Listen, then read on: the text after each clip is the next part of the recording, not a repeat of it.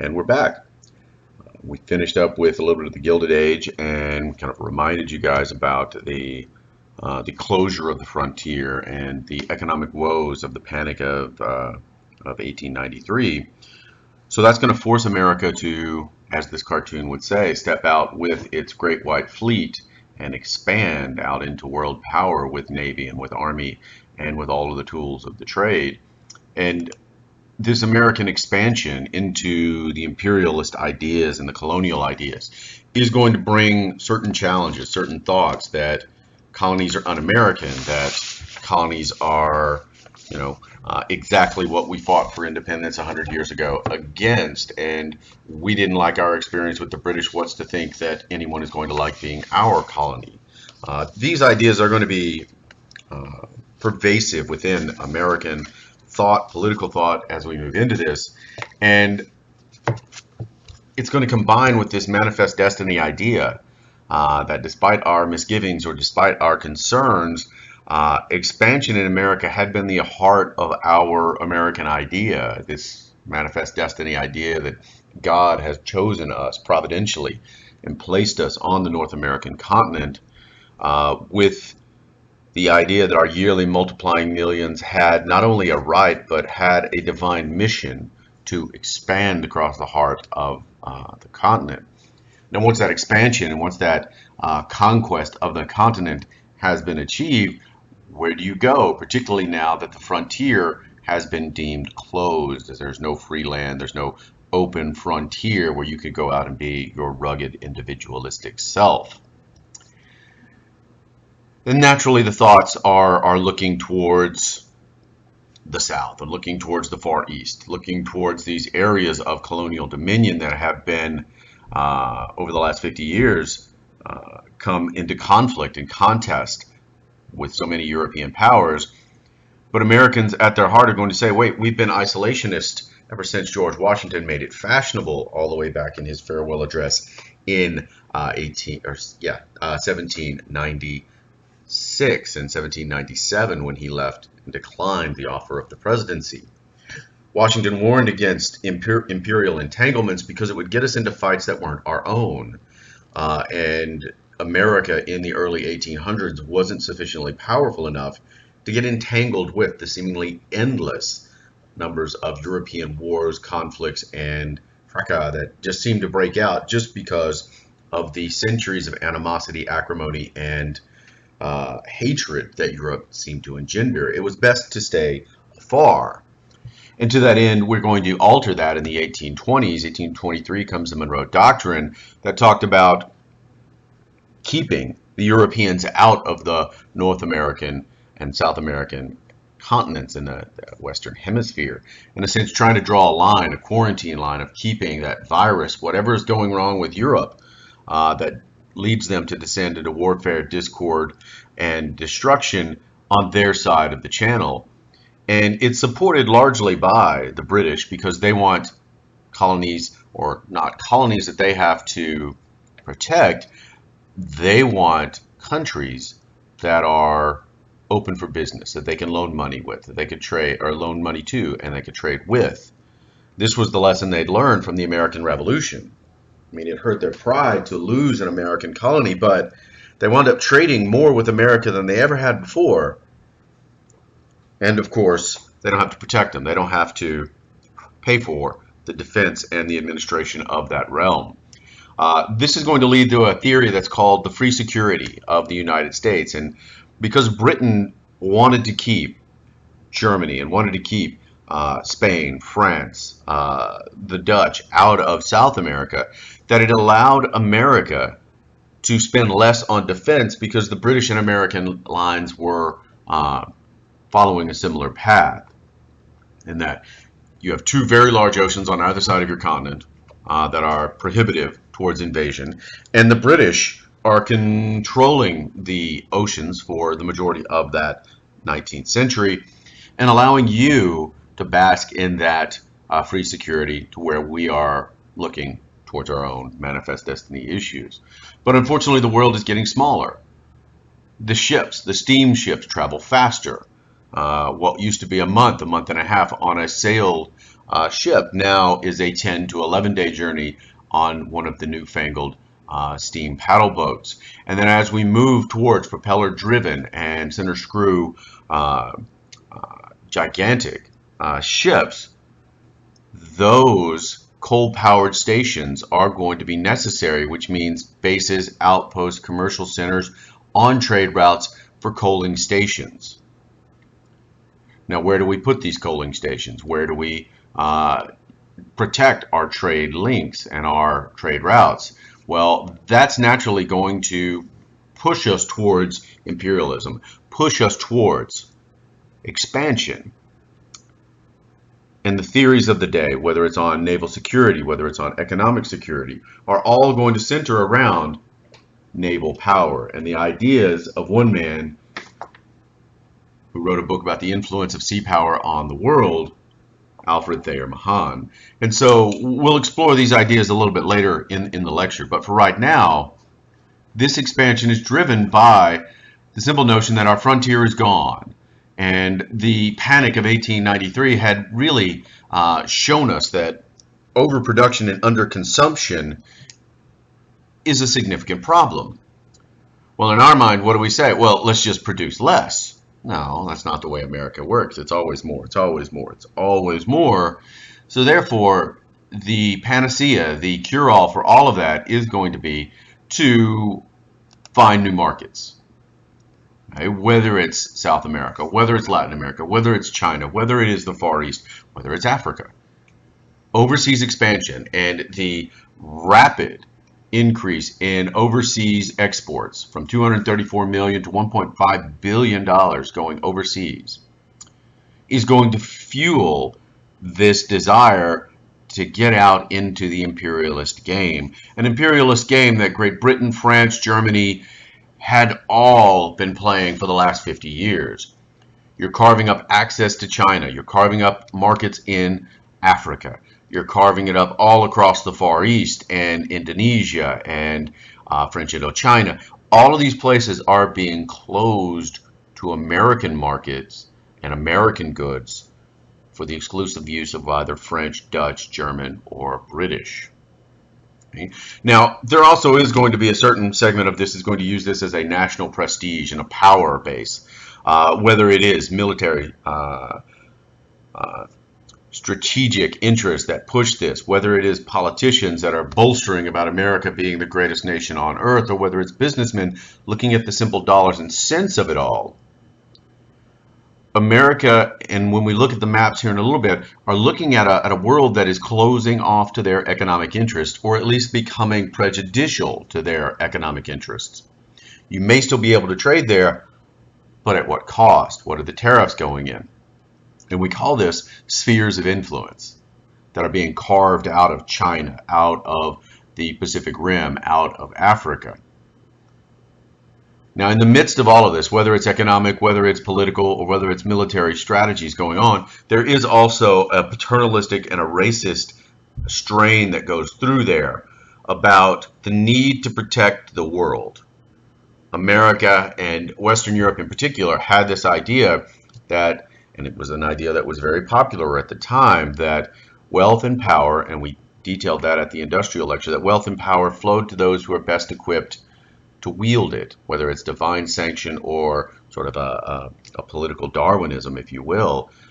The belief that the Anglo-Saxon race had this power was therefore divined by God, that they should wield it, they should manage. And it's going to show up in the characterization of the world and world races. And again, these very xenophobic, very racist stereotypes depicting the rest of the world, whether it's Latin America, whether it's the Far East, as children that need to be westernized, that need to be protected. And so this paternalistic and this idealistic strain of thought enters into American imperialist concerns. We're not seeking straight up colonial dominion like France or Britain or Germany is, but in the end, we're going to wind up with a little bit of more economic dominion in order to protect our economic exports. And that's the thing, when we start putting 1.5 billion into other areas and there's instability in that government, what happens? The businessmen go to government, they ask to make sure that the American government protects their property and their investments in those regions, and we wind up with a military commitment and involvement in that region.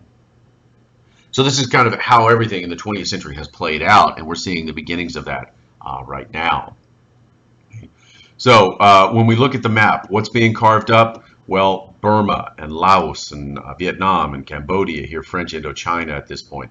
Thailand served as a nice buffer between the historically acrimonious British and the French. The Dutch still have a good portion of Indonesia for spice and or trade. And when you look at the mainland, the Russians moving from Siberia down to try to garner some influence in Manchuria. The Japanese are also going to move into that push, first with Korea, and then also into the Manchurian area, because the Japanese have a mindset and have an eye towards the mineral-rich deposits in Manchuria, Siberia, Sakhalin Island, and a few other areas over behind this map here. Now, if you look, the British are establishing spheres at Canton, Shanghai. You're also going to see the Japanese establishing bits and territorialities here and there. The Italians are joining in, the Germans are joining in. And if you're American looking at overseas trade and 700 million Chinese citizens, that seems like a way to cure all of your underconsumption problems very quickly. If I can get a share of that market, 700 million people, that'll solve a lot of my consumption issues. And so from this point forward, from the 1870s, 1880s forward, America is going to have an eye and a golden goose mentality looking at China. That China can solve all of our consumption issues, and China can be that economic panacea that we could utilize. Meanwhile, there will be a historic, across the 20th century, misunderstanding between what China wants from America and what America wants from China. Expand that, and what Japan wants from America and what America wants from Japan. And it's going to be those fundamental foreign policy misunderstandings that will drive how we deal with and how we handle a lot of these issues moving forward. Also here you see Africa being carved up, parceled off. By 1914, there's not a single entrepot that America could look to trade with, the Spanish, the French. And here you see this grand idea of a trans-African rail line being built by the British. Only German East Africa is standing in the way. Now, we kind of lose scale when we look at the modern maps. Africa is enormous in size and scope, and much larger than the common maps of our day make it look with regards to Europe and the North American continent. But for our purposes here, we don't even know. Britain doesn't even know what they have in Bechuanaland and Rhodesia and the Sudan or Nigeria. They don't know what kind of resources. They don't know what kind of problems and risks they're getting involved in. But this carving up Africa is called the Scramble for Africa. And this idea is that I need to have the political control of these areas, the material resource control, and also the market control. And then it becomes a risk you have to take, a gamble you have to take to keep them away from Germany, to keep them away from France. And it's the Germans in the 1870s, the 1880s, the 1890s that is aggressively expanding. In German minds, they're trying to get on equal footing with the British in terms of the world leader in industrial and military production. They see themselves as an equal. But of course, the British see themselves as the dominant power in the world for the last 100 years. They see an aggressive, militarizing, expanding Germany. They have to counter that. And so obviously we're headed towards, in that vein, towards World War I. So keep that in the back of your mind. Meanwhile, in America, we had been thinking about expanding and further out, and it's William Seward, as Secretary of State, that begins the process with the Midway Islands, and he was roasted for his purchase of Alaska. Now, it's that purchase of Alaska that's going to allow America to really expand onto that frontier. You don't think anything of it. They called it Seward's Folly. They called it, Seward's Icebox. They called it a number of names when you paid that much money to get Alaska from the Soviets or from Russia at that time, Tsarist Russia. That was until they discovered gold. That was until they discovered oil and all of the other resources that are up there in Alaska. Suddenly, they weren't laughing that much at Seward's Folly. But the cartoons of the day sort of looked like this. Here you have Tsarist Russia, tricking a Russian stranger saying, "I say, little boy," I can't again hear William Seward, "I will find a lot of bears, seals, icebergs, and equinoxes for you. They're no use to me. I'll swoop them in boats and see what you've got." And it's almost as if he's been duped into buying this barren iceberg wasteland full of bears and seals and Sasquatch and God knows what. Turns out the laugh was on Russia. Now, you also are going to, if you are Seward, you're eyeing the Hawaiian Islands, mainly because in the middle of the Pacific, if you're trying to get from America to the Far East, Midway, the Hawaiian Islands, they serve as coaling stations. They serve as military bases. They serve as areas where you can protect that shipping. And by 1875, you'd signed reciprocity treaties with economic interdependence between America and Hawaii. And 1887, we get the exclusive use of Pearl Harbor for military and economic concerns. Initial annexation treaty finalized in 1898 by joint resolution. So Hawaii is going to join as a territory against the wishes of the Hawaiian Crown and a lot of Hawaiian natives. But of course, our ideas trump native ideas. We're also going to negotiate use of the Samoan Islands and the U.S. Virgin Islands. And Samoa is also going to negotiate other deals with other European powers, seeing the economic benefits of all of this.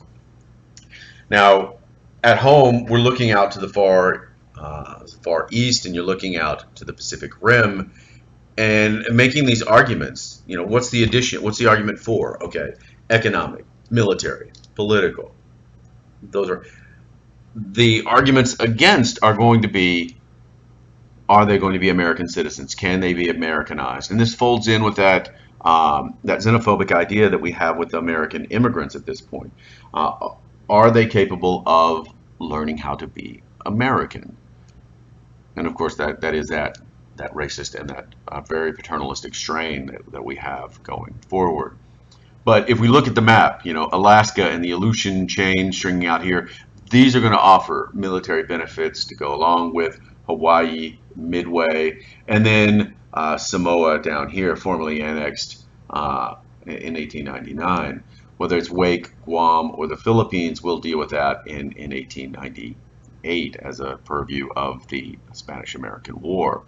So what we're setting up for, particularly with Midway and Hawaii and the Aleutian chain, is the fulfillment of and the following of the ideas of Alfred Thayer Mahan. And his words on and his thoughts on the influence of sea power in world history for the Greeks, for the Romans, for the British, for everyone in history. Every dominant world power had a strong navy.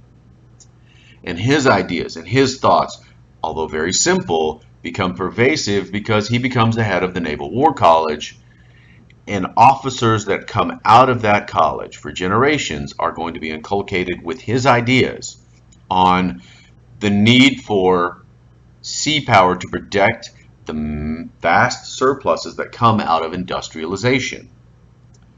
And once America no longer has the markets to absorb that increase in production, you need to find markets, and sometimes that involves far, far away ports, which means a merchant marine, which means a naval fleet, which means coaling stations, which means colonies. Okay? So this strategic idea along with an isthmus canal there across Panama, which had been talked about all the way back to the 1850s, becomes incredibly pervasive in our policymakers, and in particular one who was never in the Naval War College, but is going to be a big proponent of Mahan, and that is, of course, our future president, Teddy Roosevelt. Now, looking forward, our new Navy is absolutely necessary because by 1880, and a new generation of commanders are necessary because we have very few ships capable of firing guns, and even in a world stage, we're looking at a very old, very obsolete naval force and tactics. And so what you need to do is look at what the British are doing, what the French are doing, what the Germans are doing. Fast, aggressive fleets, all steel, no sail. Because what we have down here are clipper ships, which are sole sail driven, or hybrid ships that have a paddle wheel, steam driven on one side, but can hoist sails if the winds are right. So in 1883, Congress authorizes the production of 4 full steel, no sail, all coal ships. In the next 4 years after, you produce at least authorized funding for a further 30. We manage our personnel, we restructure the Naval Department, we focused on fast cruising ships that can respond to crises, that can keep up with the larger sailing vessels and outstrip them. By the 1890s, when we become more focused on the premier battleship of the day, and that's what's going to happen in the 1890s. Okay? But by 1889, we're 12th in naval power. By 1893, we're 7th. And on our horizon is this idea of a great white fleet. And if you remember that image at the start, that ship was painted gleaming white. And this was the idea of many Americans, that this naval force would become, this great white fleet would become a symbol of American greatness. And you would have them here painted gleaming white to be seen off in the distance, coal belching off in the wind. But these type of white ships sailing, demonstrating American power and greatness, becomes a cornerstone of our ideology and our naval policy and practice as we go forward. Now we're hitting the 1890s, and inevitably we're coming into conflict with Spain, mainly because Cuba and Puerto Rico are the last vestiges of what was once the Grand Spanish Empire in North and South America. And as a result, Cuba is in disarray following an American tariff on sugar. Cuban sugar was still the mainstay of their economy. Their biggest market was America. And following the Panic of 1893, we put a big tariff on imported sugar, destroying their economy. Protecting American, destroying the Cuban economy. This leads to discontent and rebellion in 1895. The Spanish are going to suppress this with, incredible brutality. Reconcentration camps become common. The miserable conditions there in the heat and the humidity and the unsanitary conditions lead to thousands of deaths. And prior to the election of President McKinley, Grover Cleveland had preferred Spanish rule and order to chaos. But McKinley was going to be on the side of the insurgents, on the side of freedom, on the side of Cubans who were looking for freedom from colonial dominion under the Spanish. And of course, our muckrakers, our reporters, tabloid journalists, today we would call them, are out there reporting on the deplorable conditions in Cuba, making this a household topic and really drawing attention to these ideas. And we call them muckrakers because these are the guys that stir up the muck and that make a stink, if you will. And if you left something undisturbed, it may not smell quite as bad, but if you stir it up, it makes a big stink. Now, McKinley is looking for a compromise in January of 1898, looking for a certain amount of Cuban autonomy over Spanish rule. Unfortunately, the agreement is reached between America and Spain, but the Spanish officers in Cuba rebel against that idea. They riot in response to the notion of giving anyone autonomy in Cuba, to which, and this is going to be a familiar refrain in the 20th century for America, we're going to send this ship here, the very cumbersome looking, but at that point it was meant to be sent to send a message into Havana harbor, the USS Maine. Now, it doesn't look terribly intimidating, but to the Spanish, who have a fleet of completely wooden ships, no ironclad or completely steam-powered ships, the Maine was a demonstrable sense of power and of authority. And, of course, we have to protect American investment and American citizens in Cuba if it comes to that. Now, February 9th, 1898, a letter from the Spanish ambassador becomes known as the Dupuy de Lome letter. The de Lome letter is published, and it is from that ambassador, Dupuy, basically writing to a friend in D.C., calling McKinley weak, calling him a bidder for the admiration of the crowd, and that he simply didn't have the guts to do what was necessary to force Spain's hand, and so we shouldn't worry about it. Now, these sentiments about McKinley are going to be echoed by the Assistant Secretary of the Navy at the time. And he was a little bit more abrupt and pointed in terms of how he criticized McKinley. And for this Assistant Secretary of the Navy, whose name was Teddy Roosevelt, everything came down to manliness. Or to put it crassly and excuse the crudeness, it came down to balls.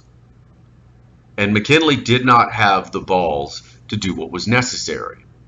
And he is heavily critical of McKinley, excoriating him in the newspapers and calling him all kinds of weak and echoing the sentiments of Dupuy de Lome. Now, where does he come from that? We'll talk a little bit about that. Now, unfortunately, there is going to be a significant loss of life on February 9th, 1898. 9:04 p.m. after dark, the USS Maine explodes and leaves this sort of wreckage of what was once a very large, proud ship. 266 American sailors lose their lives. What happened? Why did it explode? Who's to blame? Well, all kinds of theories come out that it was torpedoed by or mined by the Spanish. And the cry goes out by the muckrakers, remember the Maine, to hell with Spain. And of course, warmongering grows. McKinley just simply and patiently says, he's been through wars. He survived the American Civil War. He's seen the bodies pile up coming off of ships as a result of war. He's not eager to get into another one, no matter how hard-pressed or anxious other politicians may be to press this war. Once you've seen the American Civil War, the romance of warfare is gone. It's gone forever. The disastrous implications of wounding and of a warfare. But Congress is undaunted. They passed $50 million in emergency appropriations. And then in March, a month after, the report comes, the USS Maine, by all of our forensic analysis, was sunk by an external explosion. And that goes on to feed the rumors that the Spanish bombed it and that they laid a mine in Havana to shoo the Americans out. The pressure for war grows. Clamors and calls for war grows. Now, in subsequent periods and in subsequent times, we can go and evaluate forensically the ship and the images, and from the blueprints of the ship, analyze, all right, the explosion must have been centered around these areas, and it must have started here. And it's most likely an internal explosion because of a design flaw. Uh, Coal storage was too close to the boiler, and if there was a leak, if there was some way that that coal storage wasn't sealed, it could have caught, it could have exploded, and that's most likely the cause. But it doesn't really matter. The perception is the reality. And on April 11th, 1898, Congress passes a joint resolution declaring Cuba independent. And they are prodding the president, hey, here's the army, here's the navy, get rid of the Spanish. And when people say, no, no, no, you're just simply asking, the American people to seize Cuba from the Spanish. You pass the Teller Amendment onto these resolutions, pledging the U.S. has no intention on annexing the island at any time. As the pressure grows, Spain severs diplomatic relations with America. There's a blockade of Cuba. And of course, McKinley calls for volunteers. April 25th, Congress passes a declaration of war, and McKinley signs it later in that afternoon. So we are officially at war. Now, if you want to announce your presence on a world stage and you're feeling fit and an industrial power, and you're feeling like you're going to put on your big boy pants and announce yourself to the whole playground, do you go and you start fighting the biggest kid on the stage, on the playground? No. You pick on somebody smaller than you. And this is what America's doing. They're picking on a third-rate imperial power of Spain under the pretext of war and under the pretext of, the destruction of the Maine. But this will serve to announce American presence on a world stage. The war itself lasts barely 10 weeks. And of course, a quick victory is that validation of America's power and America's growing dominion, taking its place among the leaders of the world that industrialization seems to entitle them to. But the real problem is you've declared war on a country and you only have 28,000 men in arms, the majority of which have never fought a pitched battle. They've fought out on the plains. They majority fought Native Americans. You don't have the equipment. You don't have the transportation. You don't have the logistical support to supply that army.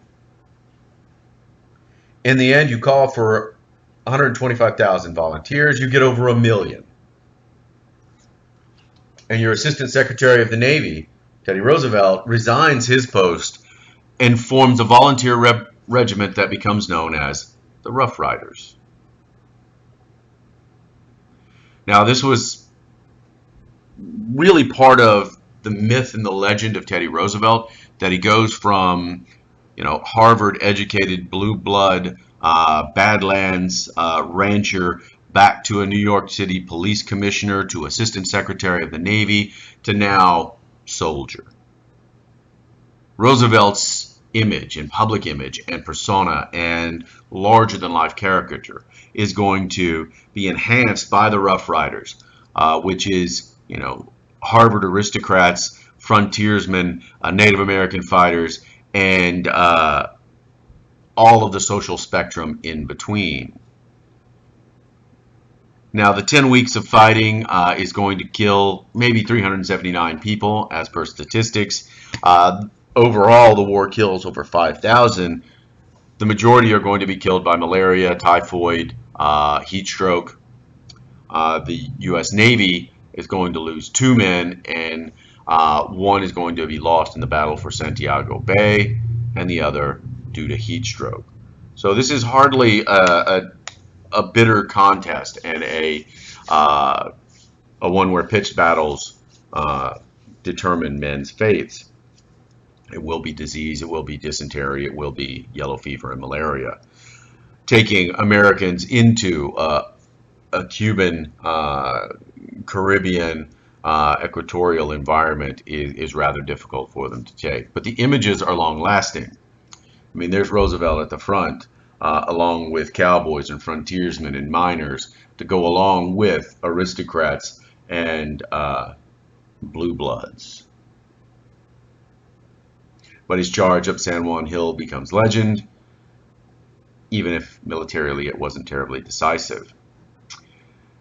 Now, Out in the Pacific, the Naval War College had been studying scenario after scenario. What if, what if, what if, what if?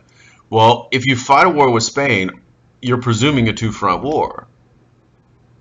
You're presuming simultaneous campaigns against the Caribbean and the Pacific. And so Commodore Dewey is going to sail into Manila Bay and crush the Spanish fleet in a matter of hours. The modern steel ships of America versus the old creaking wooden and paddle-wheeled ships of Spain, it really was a mismatch, to the point that you thought it would take longer. You thought it would last longer. It took 6 hours. And at that point, you were able to subdue the Spanish.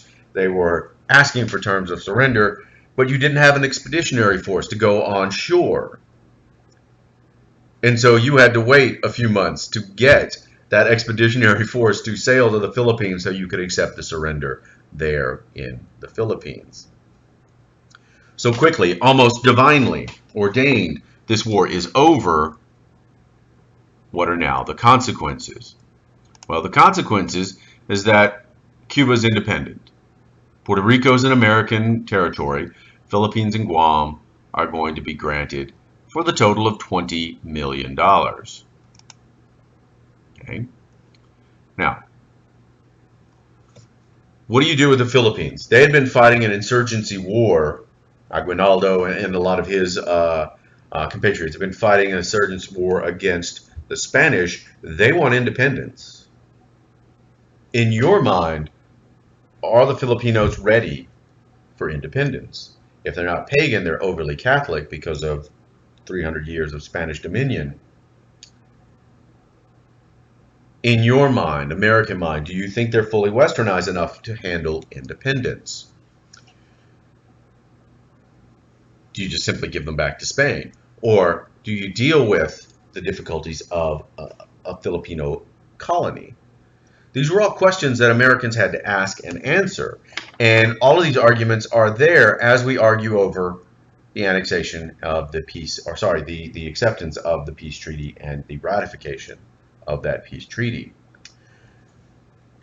There are, of course, the racial theories out there, the negative racial theories that Filipinos and Cubans and Puerto Ricans could never be Americanized. And of course, the pagan versus Catholic versus Protestant religious arguments that America is going to have running through it. The independent arguments that colonies are anti-American and they violated the independence of these nations, and the Declaration of Independence that talked about self-evident and unalienable rights to self-determination. More practical, some people are just going to argue that colonies mean big armies. Big armies mean big government and, of course, big debt. And others are making that logical jump, or maybe not so logical depending on who you are, towards if you start putting people into colonial dominion abroad, what does that mean for freedoms at home? Despite all of these arguments, the treaty is ratified by 2 votes on February 6, 1899, giving way to what has been commonly phrased as the white man's burden. And it was an idea prevalent in Britain prior to that. You've got John Bull here, characterized by his white tights and red coat, carrying up the hill. And again, the very racially derogatory stereotypes of the Far East, of India, of Siam, of Latin America, and sort of the Philippines here on America, carrying these people towards freedom. But of course, the other version of that is John Bull, the Kaiser, Russia, are riding on the backs of these colonial peoples towards economic prosperity and world dominion. These ideas are prevalent all around. But nevertheless, we have now colonies. What do we do with them? How do we govern them? Okay? And we're going to see, all right, $20 million bill. The fiscal year ending June 1900, the cost of the military, $150 million. Today we kind of laugh at that. We spend that on one fighter plane. but that was a crushing debt for a lot of Americans. And of course, that debt idea of how do we govern these people? Are they going to become citizens? If they are territories of the United States, does the Constitution follow? Does the full Bill of Rights follow for these people? The answer was going to be dependencies. Hawaii is going to be organized as that territory, having been annexed by joint resolution. Citizenship given, giving them authorization to elect a legislature and appoint a governor. Guam and American Samoa are just simply placed under naval authority. Alaska follows the same path as Hawaii. Puerto Rico is going to be governed under the Foraker Act, which organized it as a territory and allows it to set up its own government. The president appoints a governor and a council to rule with a commonly elected lower house.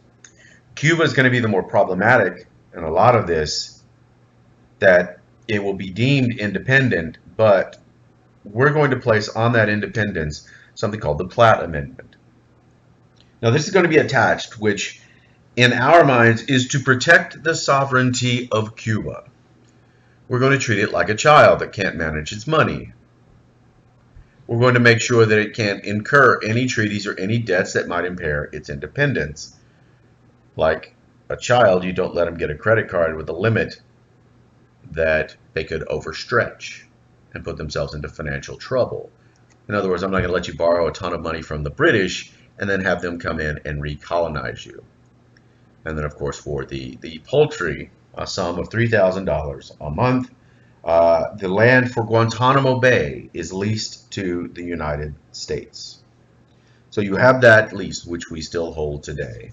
And I think even after communism takes hold in Cuba, we still sent that check.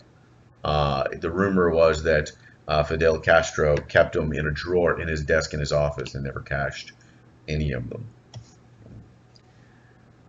The more vexing question of what to do with the Far East is always going to center around China. And in American minds, what we wanted was a free and open China to everyone, mainly because we came late to the party. Japan, Germany, Great Britain, Germany twice because they're doubly as effective in all of this, France and Russia all eyed a very weak China. The Manchu dynasty is falling apart, and it had been for, well, centuries. Well, not centuries, a century, ever since Britain started the wholesale importation of opium into China in hopes of redressing their balance of trade issues with China. And that's going to precipitate the Opium Wars in the 1830s, the 1840s, humiliating for the Manchu dynasty there. But what all of these nations are doing is basically carving it up, dividing it into exclusive trade zones and the ability to develop these industries in their own regions for their benefit. Now, this is going to highlight American, I don't want to say hypocrisy is too strong of a word, but the duplicitous nature of American diplomacy and what they expected the world to abide by. They are, in the series of open door notes, saying that all nations should respect each other's privileges and rights in that sphere. Whether it's Britain, whether it's Russia, whether it's China, or sorry, Japan, they should all respect every nation's right to trade openly and equally in these so-called spheres. They must respect Chinese sovereignty and its territorial sovereignty and allow it to collect tariffs and taxes, and that they shouldn't discriminate against other nations. Now, when this note is circulated to all the other nations out there in the world, they give very evasive and very bland responses to it. And I say this is a duplicitous kind of set of ideas to put out there because what is the Monroe Doctrine? You know, and so often America is trying to keep everyone else out of their sphere of influence in Latin America and in South America, but they demand open and free access to all of the areas of China. And so most nations in these regions are going to ignore the open door request. And just to give you an idea again of where these ports of entries are, whether it's Port Arthur, whether it's Qingdao or Ningpo or Shanghai, Nanjing, Amoy, Canton, Macau. So many of these areas are carved up and exclusive for the use of others. But from the Philippines here, we have a prime access point to get to all of China. And of course, you've got both Midway and Hawaii and Samoa and the Virgin Islands that are all going to be prime access points to get to the Philippines. So we've got our coaling station set up with trade. We just need the access. And you know, this cartoon serves it best here. You've got John Bull, you've got the French, you've got the Kaiser, you've got the Tsar, you've got everybody really ready to carve it all up. And there's Uncle Sam holding strong that we need to respect Chinese territorial sovereignty and American access to all of this. They don't want to get closed out. Africa, they're not so much focused on, but China had always seemed like the cure-all for all of their consumption issues. Okay? Now, what does wind up happening in the 1890s, in the early 1900s, is the Boxer Rebellion, and this is a nationalist group, basically a society of the righteous and the harmonious fist. They're going to rebel in terms of trying to push out all foreign influences: American, Russian, British, French. They seize Peking. They drive foreigners inside. They're essentially in isolation in their various diplomatic legations. And it's going to take a combined force of U.S., British, German troops to lift that siege.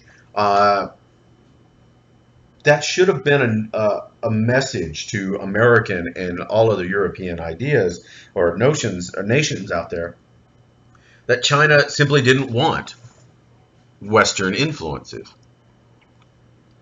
But nevertheless, we're going to persist. Another round, Secretary of State Hay is going to affirm and basically demand recognition of the open door notes to European governments. And instead of suggesting, now you're saying they all need to protect the independence of the territorial sovereignty of China. We need to prop it up. We need to keep it moving. And it is fragmenting and fracturing as we move forward. Okay, these two notes, okay, whether it's the first series and the second series of open door notes, comprise the central elements of the U.S. policy in the Far East. A golden goose mentality towards China, a check on all of those who would aggressively rise and come to dominate that region, i.e. Japan or the Russian Empire or the British or the French. In the end, it's going to be the Japanese that will become the dominant force in that region due to its rapid industrialization and militarization. And of course, we will be at odds with Japan because of that aggressive rising. The outcome of all of this is, of course, that the U.S. had gone in a little bit more than a century, 13 colonies on the edge of North America, to a world power with global holdings all over the world. We dominate the Western Hemisphere, trying to, as much as they may not like it, we're the little brother that has come of age, and we're trying to deal with European powers on equal, or at least on par, as close to equal as we can find. And what we do is really define a new American image. An American image of a bold, proud, strong America. Fully confident, fully industrialized, fully weaponized, stepping out onto the world stage. Well, we wind up with this image. A mature Uncle Sam, dignified, tall, dictating to the petty squabbling European nations carving up other nations. The world policeman. This would be an idea that Teddy Roosevelt will further in the 1900s, because as you'll hear in other units, McKinley is going to try to silence his major critic in the election of 1900 by bringing in Teddy Roosevelt to the one office that candidates seem to go to die and to go away. He's going to offer him the vice presidency. And he becomes vice president and never heard from again. The thought would be that, I can bring all of his supporters in, but we could get a leash onto Roosevelt and prep him for the presidency in 1904, but silence him from critiquing McKinley for the next few years. Turns out an assassin's bullet is going to silence McKinley, and Teddy Roosevelt is going to become your president in 1901. Now, the other benefit out of all of this is that American industry is going to be open to the wider world. We're going to solve our consumption problems for a little while. But World War I is going to paper over some of that cyclical nature of expansion and contraction. We'll hide it through World War I and into the Roaring 20s, but we can foreshadow it. We know what's coming in terms of the Great Depression. And that's it for now. We'll pick it back up again with our next lecture in a few.